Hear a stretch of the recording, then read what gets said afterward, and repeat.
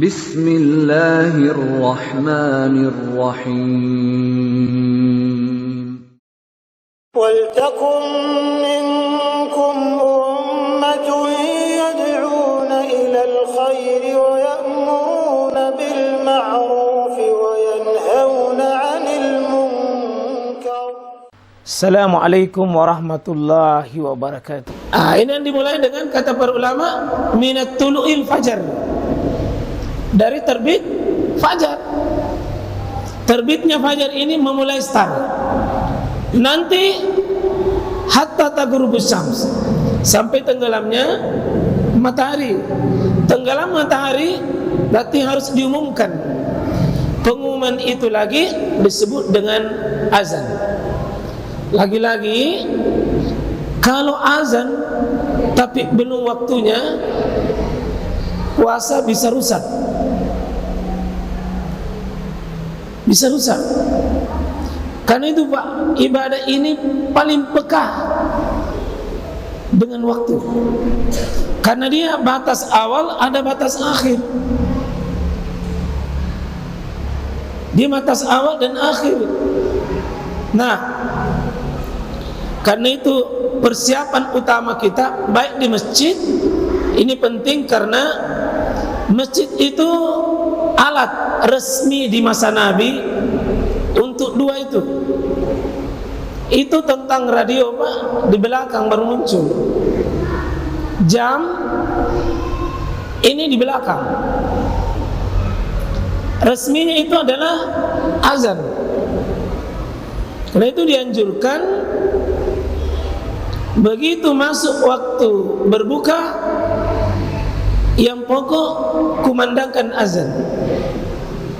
Bukan buka dulu baru azan. Kalau selama ini Pak Chandra bagaimana? Buka dulu baru azan? Atau azan dulu baru buka? Di sini?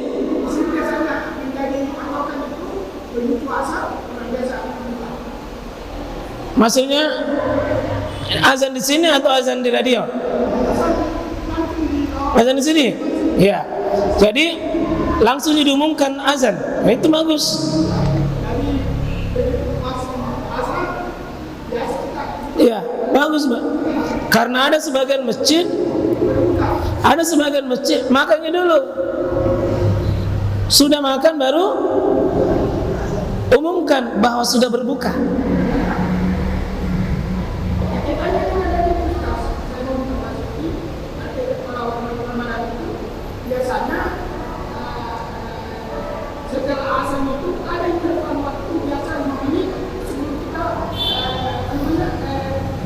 Salat maghrib. Jarak antara azan dengan iqamah berapa menit? Ya, sebenarnya itu terlalu sedikit Pak. Kasih tambah-tambahin. Berapa jaraknya itu Pak? Berapa jarak yang kita kasih di sini? Tambah-tambahin sembalu. Wa ta'awanu 'alal birri wat taqwa. Tolonglah saudara kita yang mau berbuka. Tadi baru satu pisang goreng, nah 3 mau kumakan.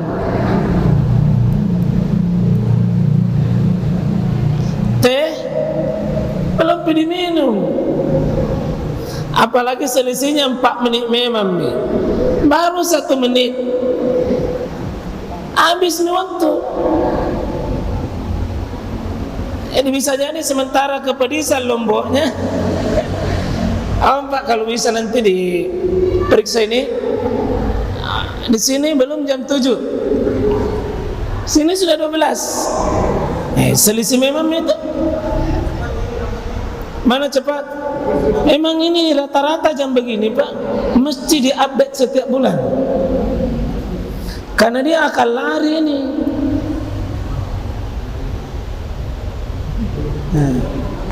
Minta tolong Pak, karena ini mubalik melihat jam ke situ, saya tidak lihat ke sini. Ini 12 menitnya saya tidak kuanggap ki. baru jam 7 di situ. Jadi jangan salahkan, mau balik nanti salona, bagaimana salona di situ nah lihat. Jadi di rumah juga Pak, kita sama-sama update kita punya jam,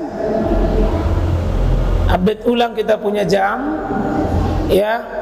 Dan sekali lagi jadwal imsakiyah ada selisih 10 menit dari imsak ke azan. Harus dipahami 10 menit itu namanya fajar kazib, belum datang sebenarnya. Itu belum fajar sadik. Yang dihitung itu fajar sadik adalah fajar yang tidak boleh lagi makan, tidak boleh lagi minum. Itu fajar sadik. Kalau kazib masih bisa setengah cangkir kopi, 3 jalan kote, masih bisa 10 menit masih bisa makan. Jemaah sekalian rahmati dimuliakan oleh Allah Subhanahu wa taala. Jadi jam ini sekali lagi saya ingatkan penting, karena disinilah nanti setelan subuh kita azan. Setelan subuh itu kan mengakhiri makan, memulai imsak. Azan maghrib mengakhiri puasa, mengawali makan. Jadi jam ini Pak, dan orang Indonesia itu tidak ada kedisiplinan yang paling tinggi Pak, melebihi disiplin buka puasa. Tidak ada mau tertinggal kalau buka puasa. Tidak ada orang mau tertinggal kalau buka puasa. Ini semua kita untuk lebih peka dengan waktu. Kemudian yang kedua, tentu secara umum Ramadan ada 2. Siangnya ibadah pokok puasa, dan malamnya ibadah pokok qiyamul lail. Itu. Adapun 2 yang lebihnya itu pendukung bisa sukses, ini 2. Pendukung sukses 2 itu. Jadi siang puasa, ya, maka hadis-hadis itu man shoma ramadana imanan waqtisaban, itu siang. Tapi ketika bicara hadis yang lain atau lanjutannya itu man qama ramadana, siapa berdiri di malam hari. Berarti 2 inti ibadah ini kita di bulan Ramadan, siang puasa, malam itu qiyamul lail. Bahasa-bahasa hadis itu antara lain man qama ramadana, siapa yang tegakkan Ramadannya dengan qiyamul lail, ya. Itu artinya ibadah puasa dan ibadah salat.